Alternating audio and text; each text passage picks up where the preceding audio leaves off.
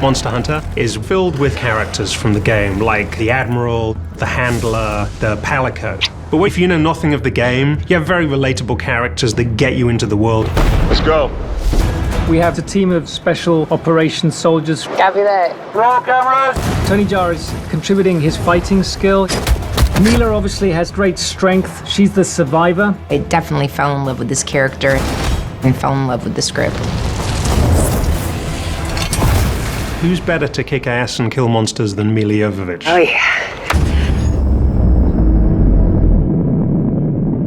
The majority of the film is set in the Monster Hunter world, but we felt a small portion needed to be set in our world to make it relatable, and then we bring the non-gamers into the Monster Hunter world. It starts off with a team of 6 people, and they're all highly elite soldiers. They're going in to rescue some soldiers that disappeared. Boss, we've got something. And while they're doing that, they get swept into this other world. Saw a dinosaur in a museum one time. It wasn't that big. And end up having to fight creatures and do things that none of their training could have prepared them for. Cut. All right. Do that one more time. Part of her team, we have T.I., who is really her second in command, who has great charisma. Diego Boneta playing Marshall. Holy shit. Megan Good, she is playing Dash. That lightning, it did something to us. Josh Hellman, an Australian, playing Steeler. Shit is officially above my pay grade. And then finally, MC Jin, who plays Axe.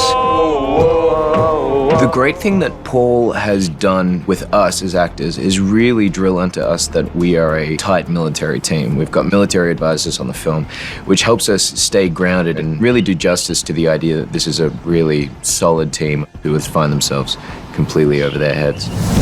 On our 6.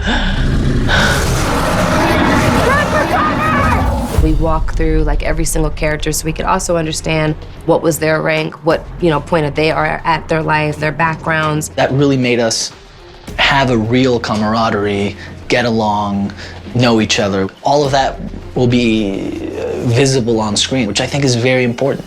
When you've had to endure extreme circumstances together, you get to know people in a different way. And man, everyone was phenomenal. We're soldiers, and this is what we do, we fight.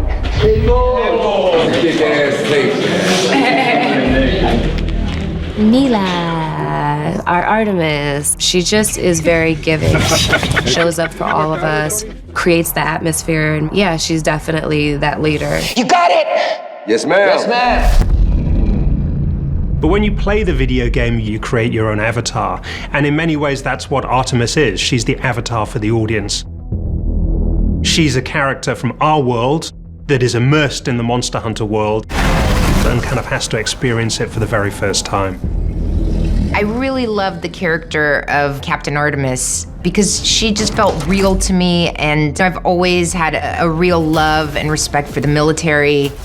And of course, working with Paul is the best for me. We've made so many great action films together, and I felt like I could bring something special to it. Milla did a huge amount of research to make Artemis a real, relatable character.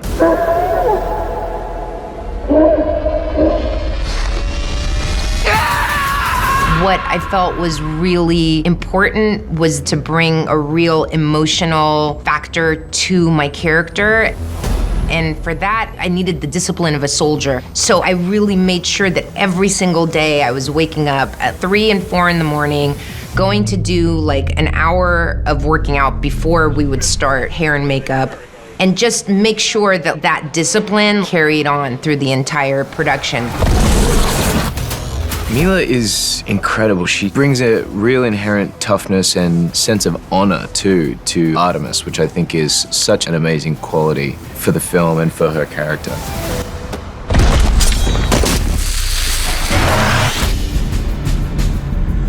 Artemis's intention is to get to the portal to go back to her world, and she joins forces with a character from the Monster Hunter world called the Hunter, played by Tony Jaa. Working with Tony Jaa is crazy because he doesn't do stunts. He just does it in real life. He doesn't need wires. He just jumps off high places and does a flip and like a kick, and it's crazy. Tony is like a real life superhero. What? I'm a big fan of the Paul, his director, and my dream is try to do like a different thing, like a different style. And wow, it's a big change for me. Because the martial art, the real martial art, and Hollywood style is different. Tony was a real pleasure to work with. I mean, he's a phenomenal martial artist. And I think one of the things you don't really see in his movies a lot is that he's a great comedian as well. And the relationship between Milla and Tony is just terrific. They've got great chemistry. We got along so well and really played off of one another in so many ways. He doesn't speak English in the movie, and I'm trying to like understand him. You're funny. So we ended up having some really great moments where we played around and improvised and just had a lot of fun. Let's do this. Never mind. Let's go. Then they are joined by a character called the Admiral, who has been sailing in these incredible ships on the Sea of Sand, and he's being played by Ron Perlman. Think fast. The Admiral is a man of authority, a man of gravitas, a lifelong warrior. Paul, in the adaptation, has wisely sprinkled in moments of lightness wherever he possibly can. He's helped create boyish enthusiasm, which is also infectious and is encouraging in a way that will open you up and get the best out of you. All right, shoot a movie, baby. Yeah, let's do it. Making movies, it's a big collaborative effort. It's almost like its own little army. And if you don't have the right leader, everything falls apart. Milla and Paul, they set the tone. It's a very organic, accept you as you are kind of environment. And I think all of us were positively affected by the filming. It really made my heart feel good to see all of these characters from the game come to life and be in one space physically in the real world. To see the Admiral along with Milla's character, I mean, it was a wonderful moment.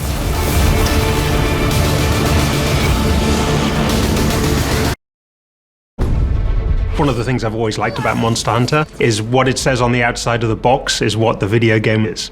If you like monsters and you like hunting, this is the game for you.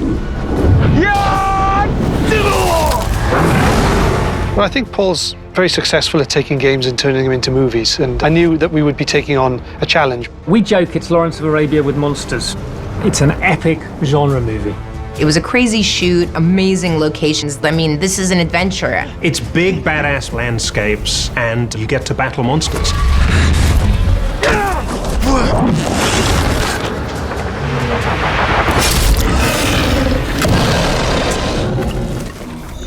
I got into Monster Hunter 11 years ago. I played it in Japan. I fell in love with the creatures, the beautiful landscapes, the themes of the video game. So I optioned it from Capcom.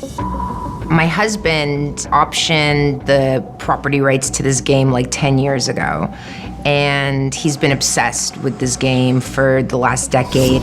This has been the longest I've ever worked on a film project, and I'm kind of glad that it took that long because the game has evolved. It's become a worldwide phenomenon. Monster Hunter is a Capcom game, and they've done a fantastic job in building this franchise. It's been remarkable how much they've allowed us to take this project and adapt it in a way that we think it could become a feature. Avcısı. The fans of all these games are very passionate about the games, and so when you stick your head above the parapet and make a film about the game, you better get it right. There's not a lot of information on the internet, so we hired a consultant who's a gamer who's managed to finish this game. He came in and he would dress avatars for us, and then we managed to compile quite a good wardrobe that we could pull from. We reference things that you might not notice straight away, things like hieroglyphics on the rocks, for instance, you know? The game is splattered with them, and so it's a subtle thing, but it means a massive thing to the fans. Thomas, the production designer, he's really referencing the game, but he's also extremely smart on how to make something epic.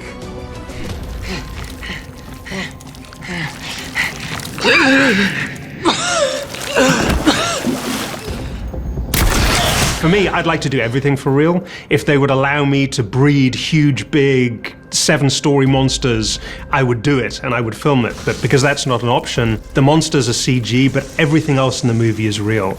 So we shot in a lot of very, very remote landscapes in Africa. A lot of them had never been put on film before, which is really exciting. Some of the locations that we filmed in Monster Hunter were beyond extreme. We literally had these tent villages in the middle of nowhere, like 200 miles away from the nearest little general store. And it was wild. We wanted landscapes that were very real, but also a little fantastical. And in Cedarburg, where we shoot the Island of Rock, you have these incredible red stone structures. It's almost like a huge amphitheater of an alien race. And we also shot in the Studstyle Cave, which is where Milla and the hunter hide from the Nasilla creatures. I was so excited when we saw Studstyle Cave because it's straight out of the game. You know, when you spend so much time looking around the game and playing it and trying to get into the game's sort of psyche, and then you walk into a place like Studstyle, it just comes alive. It helps when you become aware viscerally of the scope of the world that you're functioning in. You're like a kid in a candy store. Being able to shoot on these locations, I definitely think gives this movie reality that you don't get sometimes in these big visual effect movies, but really like grounds everything.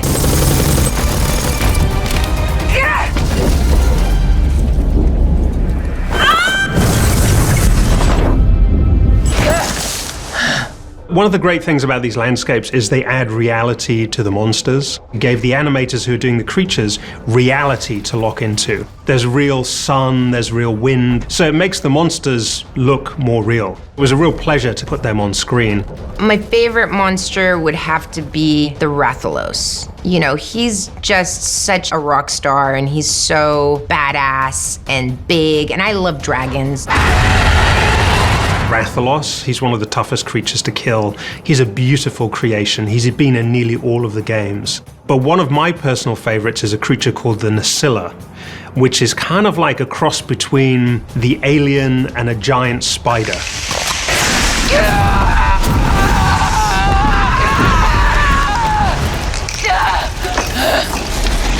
There's a creature called the Diablos. She's angry, and she lives underneath the sand, and she's one of the main adversaries that our characters have to face in the first half of the movie.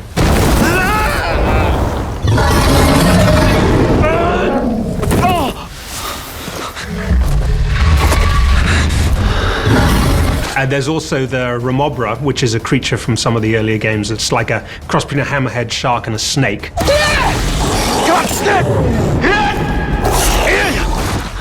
And also the Palico. These are characters from the games that are these cat creatures that are super intelligent. And this Palico is called Meowscular Chef, and he once was a warrior.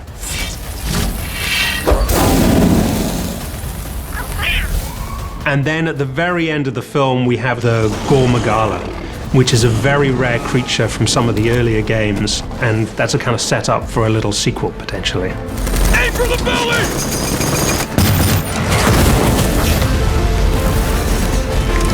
When you've got such a huge sort of dynasty of games to draw from, you can step back into time to some of the other games, and we did that with the monsters. Hey, ugly! Paul is great because he's really got an amazing hold on the material, but he's very open to ideas that make it better. We built the movie so that it would certainly work for people that know nothing about the video game. But if you play the video game, you'll know that the people who made this movie love Monster Hunter. The movie is very much the video game put on screen.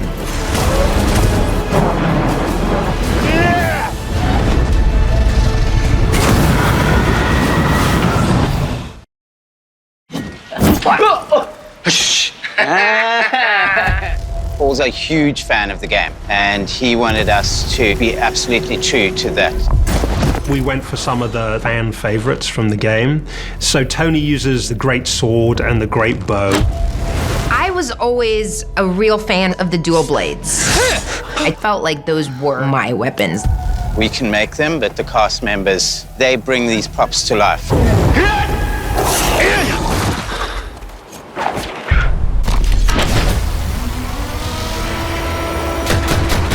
Hi, I'm Kerry van der Linfeld. I'm the props master on Monster Hunter. Starts with Paul, who gives his vision, and then we create it big. Oh my God. It's one of the features of the game is they have these huge weapons, which is fine when you're a pixelated character, but when you have a human being that has to handle these massive weapons, it's more of a challenge. And I remember showing Tony his weapons for the first time. I showed him the great sword, and it's taller than Tony is. Everybody picks up this sword and goes, oh! Tony Jaa walked into my office, he picked it up and he went, He started doing the most amazing stuff with it. He picked it up, he starts twirling it around, and he went, ha-ha! And I said, that's great, Tony, but you also have to carry this. And we gave him the great bow as well, which is even bigger than the sword. When we made them, we give a copy to Stunts, and once they're happy with it, then they bring the cast member in, and they show him what to do. And then obviously being Tony Jaa, he brings his interpretation to it. They train and they train and they train, so by the time they get to set, that's a well-oiled machine. He did phenomenally well. I mean, they're very heavy weapons, they're giant. But he's a world-class warrior, and he did us proud. Hey, ugly! So this is the Admiral's axe. The Admiral is acted by Ron Perlman.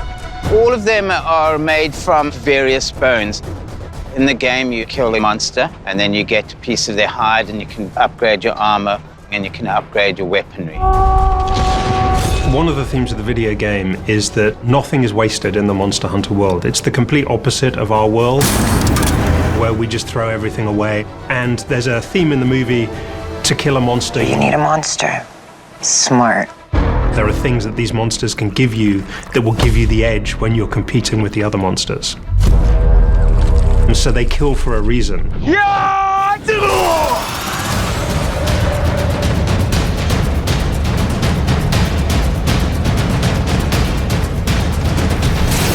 Now, Milla, on the other hand, when she became involved in the movie, she started playing Monster Hunter World.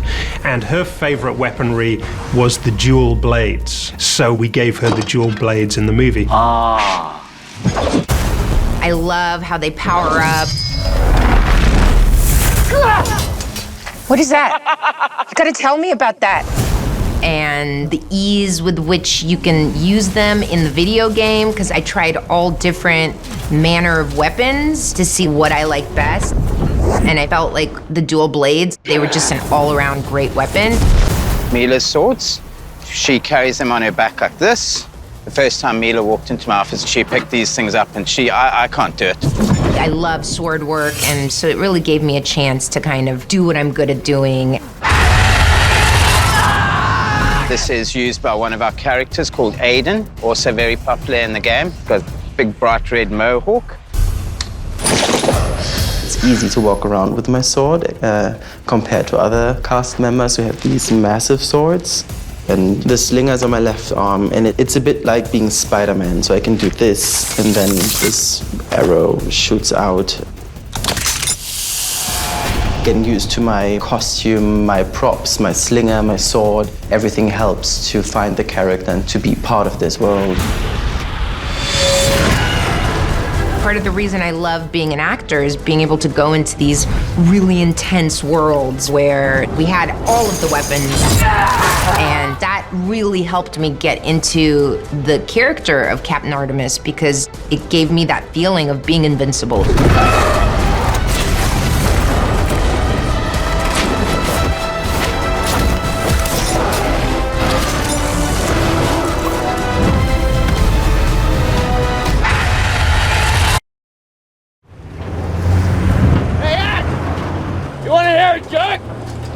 No. So, this cowboy walks into a Mexican cantina and he sees the owner serving this big, sizzling dish to another customer.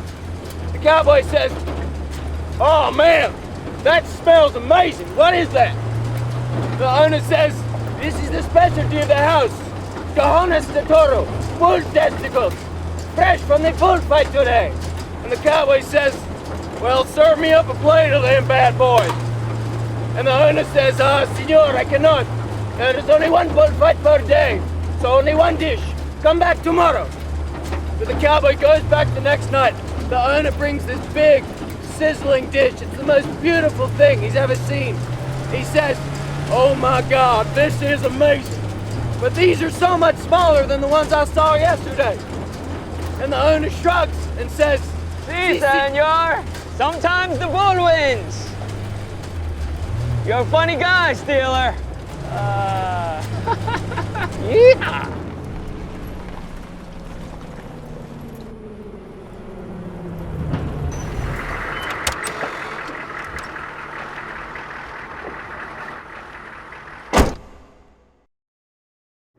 You know we have to keep moving.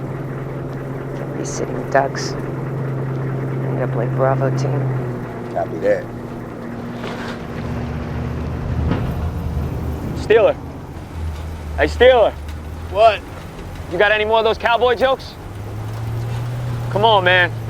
Something to break the tension. So, this hungry cowboy walks into a bar and he says to the barkeep, "Man, I'm starving. You got any food?" The barkeep says, "I'm sorry, I just sold the last bowl of stew to that old timer over there." The hungry cowboy looks over and he sees this old timer sitting in front of a full bowl of stew. For 5 minutes he sits there. He doesn't take a single bite. So eventually, the hungry cowboy says, "Hey, old timer, you gonna eat that stew or what?" The old timer says, "Nope." The hungry cowboy says, "Well, in that case, can I eat it?" The old timer says, "Sure." So the hungry cowboy just starts wolfing down this stew, and he's almost at the bottom of the bowl when he sees this dead mouse sitting there. And he's so disgusted that he vomits right there and then back into the bowl. And the old timer turns to him and says, "Yep, that's about as far as I got. Just make sure you save me tickets for your comedy special." "Screw you, Axe." Dark Star to Falcon, Dark Star to Falcon, over. Damn, maybe really messed up the electronics, huh?